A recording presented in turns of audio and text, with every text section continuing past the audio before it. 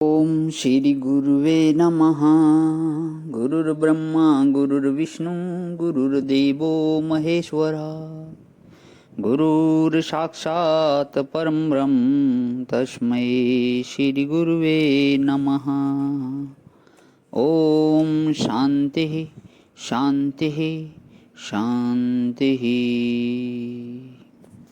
प्रणाम भवन।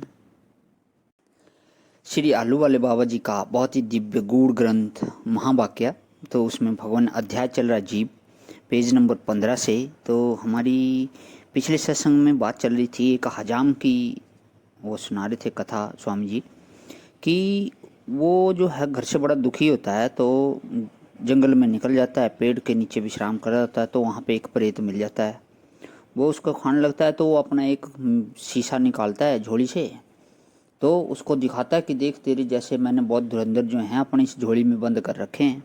तो वो प्रेत डर जाता है, तो वो उसके शरण हो लेता है। तो फिर इससे आगे इसको कर रहे हैं, हाँ पढ़ता हूँ भगवान। थोड़ी देर में प्रेत स्वर्ण की मोहरों की थैली लेकर आ पहुंचा और हजाम को देकर बोला, लीजिए महाशय। हजाम ने स्वर्ण मुद्रा गिनी तो पूरी 100 हुई।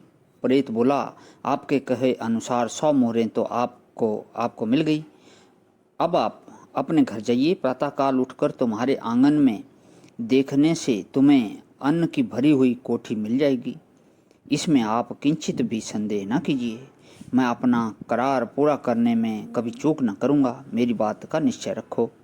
हजाम बोला, ठीक है, यदि तू अन्न ना रख जाएगा तो तेरी खबर भी ली जाएगी। अब मैं जाता हूँ। यह कहकर स्वर्ण की मोहरों की थैली लेकर हजाम प्रसन्न होता हुआ अपने घर की तरफ चल दिया। हजाम को प्रेत के साथ युक्ति लड़ाने में सारी रात बीत गई थी। वह सुबह 9 बजे अंदाज घर पर पहुंचा और हजामिन से को स्वर्ण मुद्रा की थैली खोलकर दिखलाता हुआ बोला, देख मैं आज कितना धन ले आया हूँ। अब हमारा निर्वाह सुखपूर्वक होगा।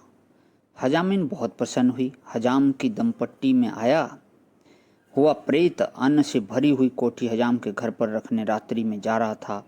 मार्ग में उसे उसका मामा मिला और पूछने लगा, इतना अन्न लेकर तू कहाँ जा रहा है, किसको देने जाता है? भांजा बोला, कल मुझे एक हजाम मिला था, वह मेरा नाश करने को तैयार था।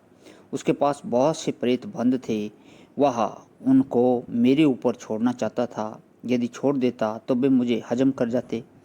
जब मैंने अन्न देने का वचन दिया तब छूटा हूँ, इसलिए उसे अन्न पहुँचाने जा रहा हूँ। मामा हंसकर बोला, रे पागल, तेरे समान कौन मूर्ख होगा, तू धूर्त हजाम से ठग गया। मनुष्य होकर प्रेत को कैद कर दे, यह बात असंभव है। चल मैं तेरे साथ चलता हूँ। बेटा जी को उसकी बदमाशी का फल चखाना चाहिए। दोनों प्रेत अन्न को मार्ग में एक स्थान पर रखकर हजाम के घर पहुंचे और चीख लगाई। हजाम बाहर आया। अब कैसे बचूंगा यह विचारते हुए वह अपनी थैली में से आईना निकालकर दोनों के सामने रखकर बोला, अरे नीच और बदमाश प्रेतों, तुमको मेरे साथ चालबाजी करने में जरा सा भी भय न लगा? इन अपने प्रेतों से मैं तुम्हारा नाश कराऊंगा। नादानों, मरने को तैयार हो जाओ। प्रेत का मामा यह दृश्य देखकर कांपने लगा और चुप हो गया। हजाम ने उसकी गर्दन पकड़ ली। वह छोड़ने की विनती करने लगा। हजाम ने उससे भी स्वर्ण मुद्रा और अन्न की एक कोठी देने को कबूल कराया।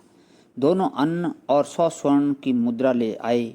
हजाम ने उनके सिर के बालों को लेकर अपने पास रख लिया।